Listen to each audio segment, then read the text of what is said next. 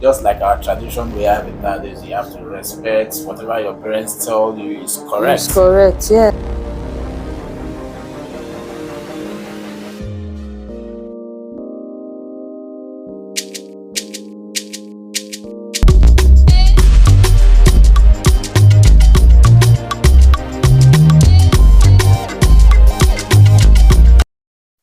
Hello and welcome to another episode of my family's reaction to the scripture. I remain your girl Chantelzazi. Yes, we have an amazing guest today. Yes, an amazing guest today. Yeah, right. But before I introduce who our guest is, if you are a new viewer, thank you very much for stopping by. We appreciate you. Please consider subscribing and liking our channel.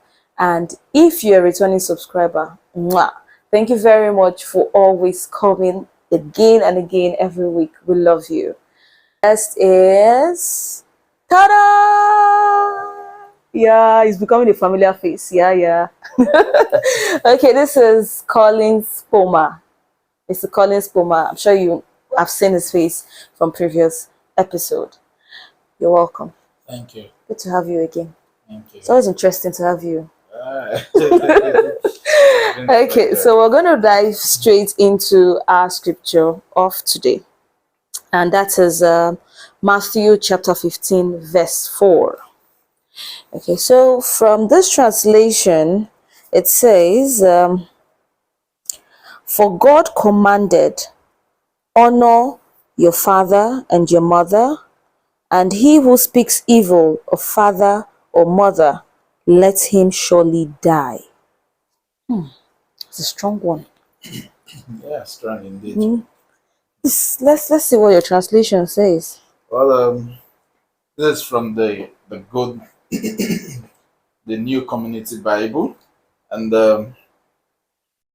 verse 4 says, "For God commanded, do your duty to your father and your mother, and whosoever curses his father or his mother is to be put to death." Okay, well, that translation kind of makes it a bit simpler. It says whoever curses his father or his mother, let him be put to death. Okay, fine. I think I can agree with that. I can agree with that. But this translation that says, he who speaks evil of father or mother, let him surely die.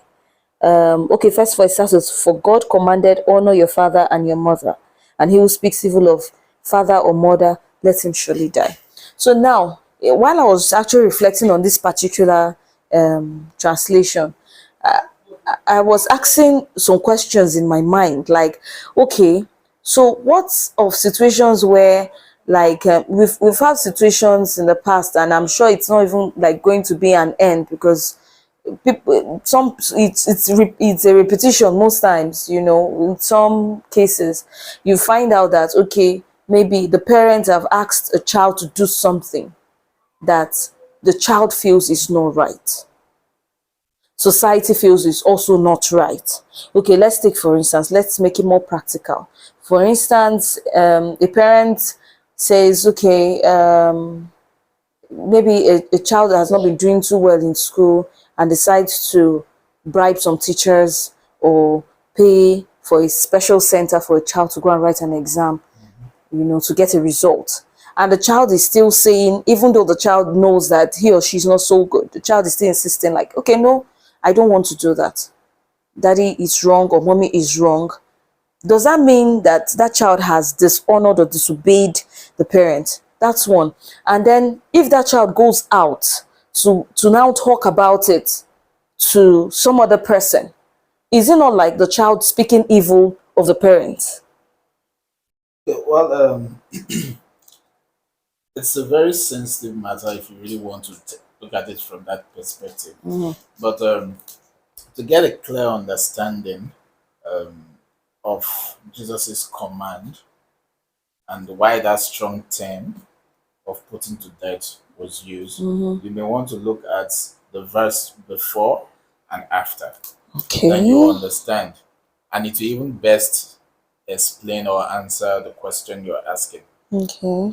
If you read from verse 1 says, Then some Pharisees in their usual manner and teachers of the law who had come from Jerusalem gathered around Jesus, and they said to him, Why do your disciples break the tradition of the The elders. elders? In fact, they do not wash their hands before eating.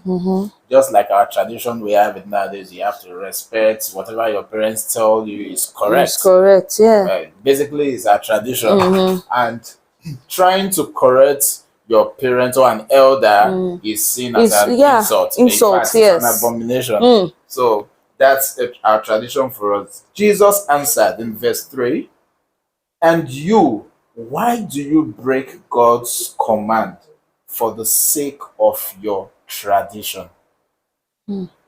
So this is Jesus comparing or trying to correct the actions of the Pharisees. Okay.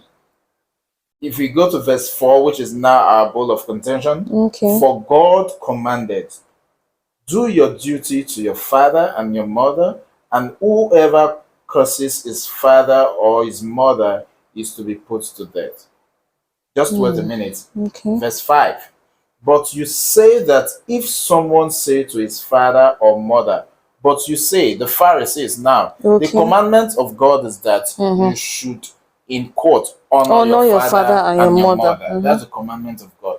But the Pharisees now will say, if someone says to his father or his mother, anything I might have used for helping you is dedicated to God.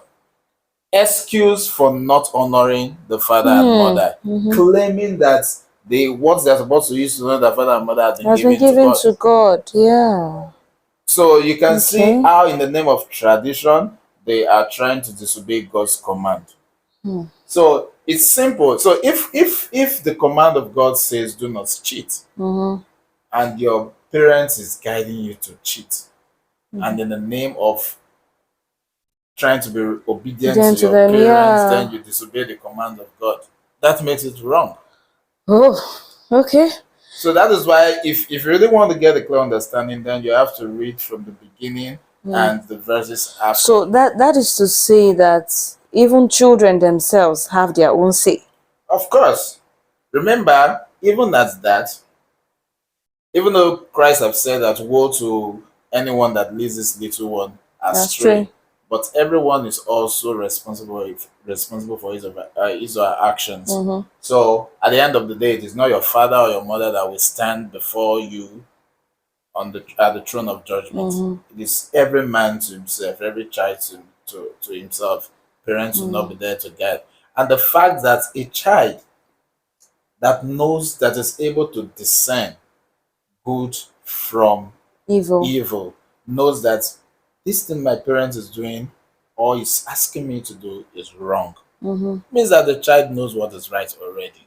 So you, in the name of respect or tradition of obeying your parents doing the wrong thing, you are responsible for your own actions. It's just like if your parents ask you to go and kill, then because you want to honor your parents, you go and kill. At the end of the day, you are the one that will face God. If it's able to, if it can be proven in the court of law that your parents are accomplice, but you will bear the consequences of your action. So it's as simple as that. Okay. Thank you for throwing some light into this scripture, because trust me, I was having a lot of